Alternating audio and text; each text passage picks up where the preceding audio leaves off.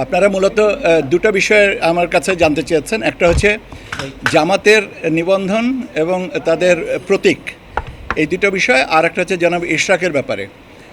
এখনও পর্যন্ত জামাতের নিবন্ধন এবং আপনার প্রতীকের ব্যাপারে মাননীয় আদালতের কোনো অবজারভেশন আমরা পাইনি। অবজারভেশন পাওয়ার পরে এ বিষয়ে আইনগতভাবে যেটা প্রযোজ্য সেই অনুযায়ী ব্যবস্থা নেওয়া হবে।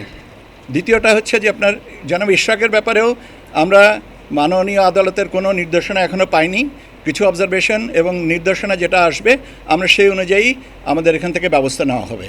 এই হচ্ছে আমাদের কাছে সর্বশেষ অবস্থান। আমি প্রতীকের ব্যাপারেও তো বলেছি যে আইনগতভাবে যেটা প্রাপ্য সেটাই তারা পাবেন। এখন প্রতীকের ব্যাপারে কি অবজারভেশন আছে বা তাদের নিবন্ধনের ব্যাপারে কি অবজারভেশন আছে সেগুলো আমি কোনো ডকুমেন্ট না থাকলে প্রাতিষ্ঠানিকভাবে আমার কোনো কিছু বলার সুযোগ থাকে না। ধন্যবাদ আপনাকে।